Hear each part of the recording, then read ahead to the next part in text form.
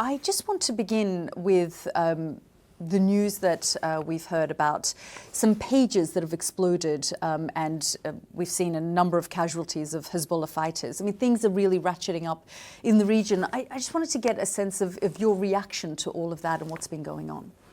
It's currently a bit too early to have an opinion on what happened. Information hasn't filtered back. It certainly looks unusual for so many devices to have a fault at the same time, in the same fault, but it is not a positive sign of where the conflict's going. And let's talk about the conflict, because your foreign minister, the Saudi foreign minister, has described the situation in Gaza as a humanitarian catastrophe and, frankly, a failure of the international security system. You know, 10, 11 months into this conflict, where do you think this is heading? I'd like to say I was optimistic, but it's difficult to see where that optimism would come from. I am hopeful that there are opportunities that will present themselves, because for the first time, certainly in my life, the majority of the international community is coming together with the right ideas in mind of how to solve this, where to go. And you know, if we look back at Oslo and agreements before that, we generally know where we want to end up. But the situation on the ground is getting worse and worse and worse, and I think we're moving further and further away from where we need to be. This is the closest that I think we've been to a regional war since 1973. It really feels like things are on the brink at the moment? You know, I'm thrilled that we haven't got there thus far. Many were predicting that this would spread 3, 4, 5 months ago. The fact that it hasn't is a positive sign, but every day we get closer to that.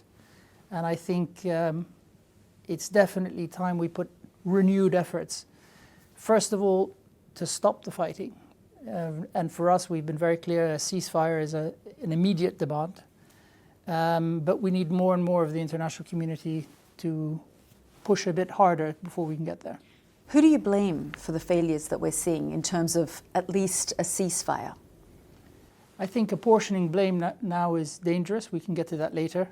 The crucial thing is to stop the human suffering on the ground. People are dying every day, and every person that dies is obviously a tragedy, but it makes the possibility for peace get further and further away. And focusing on the how, the why, the where, first of all, that goes back, in some cases, thousands of years. Right now, the ceasefire is our priority. I spoke to the US Secretary of State, Antony Blinken, last week, and I asked him about the pressure that he can put on, namely the Israelis, Prime Minister Netanyahu. And he said there is only so much pressure that we can put. At the end of the day, it has to be down to these leaders themselves making certain decisions to prevent the bloodshed. Do you agree with that? There's always more pressure that can be applied.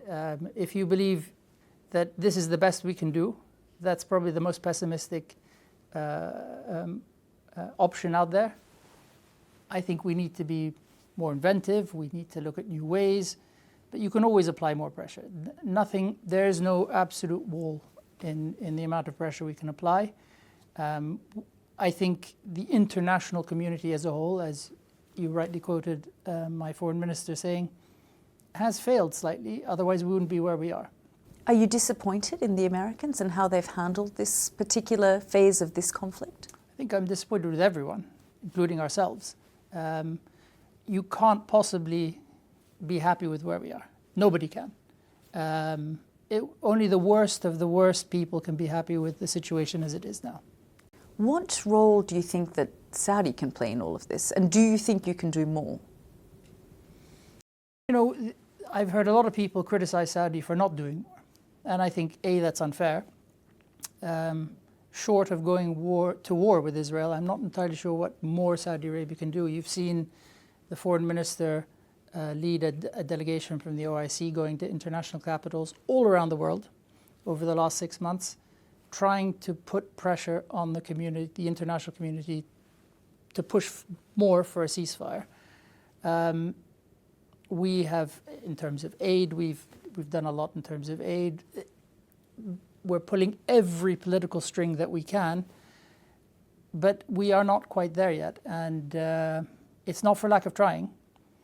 At the end of the day, we can all agree on what the right solution is, but if the players on the ground don't agree, I think it's difficult to make it happen. And that's where more and more pressure can come in. When you say pressure, like exactly what kind of pressure? Because currently we have 40,000+ Palestinians dead, 100,000 injured or dead in total. And these are the numbers that, people can dispute the numbers all they like. It could potentially be more. The Americans have been pushing as hard as they think they can. But one thing you learn in life is that you can always do more. And the minute you say we can't do more, you've given up.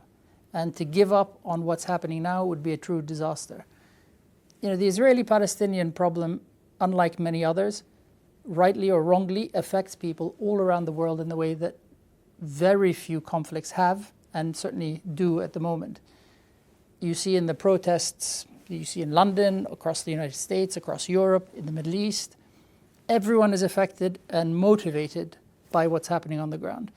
So the Israelis and the Palestinians have a responsibility, whether they like it or not, to the world. That may not be fair, but it is what it is. And unfortunately, certainly the Israeli government, which we all expected to be more responsible, is not being a responsible player. Where does that leave normalization with Saudi Arabia, with the kingdom?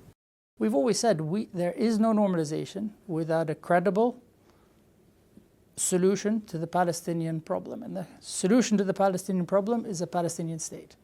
If we don't have an irreversible path towards that, we can't even begin the discussion on normalization. We have made the effort, and unfortunately this government in Israel is taking every possible step to move away from that. So under these circumstances, with this particular government, Saudi Arabia couldn't go into any kind of discussion around normalization? Because we've heard Netanyahu say that two-state solution is not something he would consider. There's your answer. If he's not going to consider what we need, and our position was made clear as far back as 1981 by King Fahd, reiterated in the mid-2000s with the King Abdullah peace plan, our peace initiative, which then became the Islamic peace initiative. We all know what we agree on, and the majority of people in the region and around the world have agreed on it. If he's decided that that's not the case, then that changes the dynamics of what the normalization talks were. And if anyone was under the wrong impression that we would give up the Palestinians for normalization, they've misunderstood everything we've said. Are you also seeing American power and its limitations in play here? Is that a realization that Saudi Arabia and perhaps the region is coming to?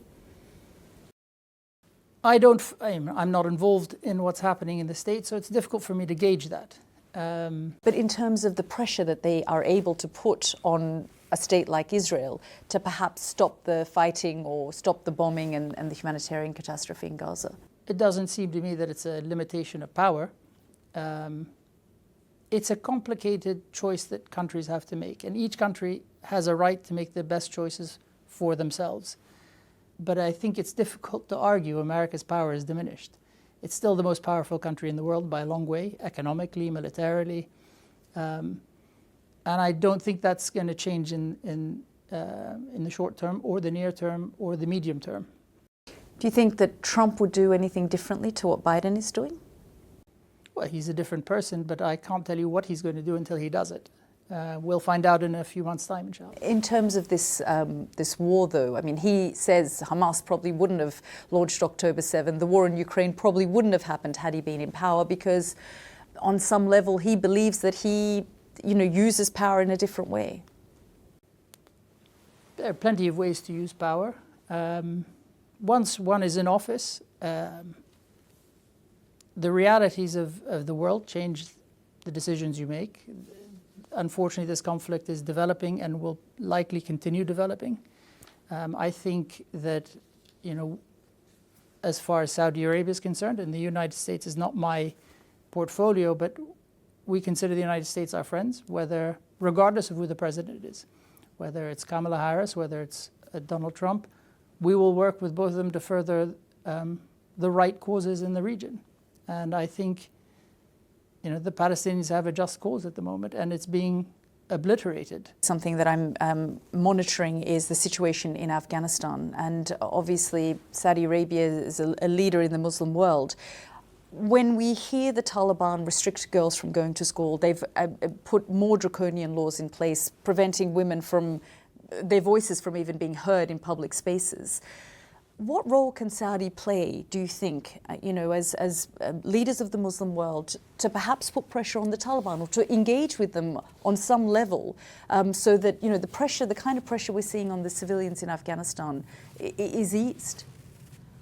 I mean, the best pressure we can put is the example that we provide. We are championing women's position in society in Saudi Arabia. For a long time, women have been educated. In fact, there are more women in schools and universities than there are men in Saudi Arabia.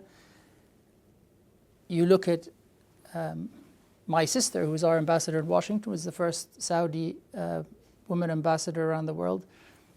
Women are breaking barriers constantly in Saudi Arabia. And if that's what we are promoting and that is what we are supporting, that's the best message we can send to anyone out there.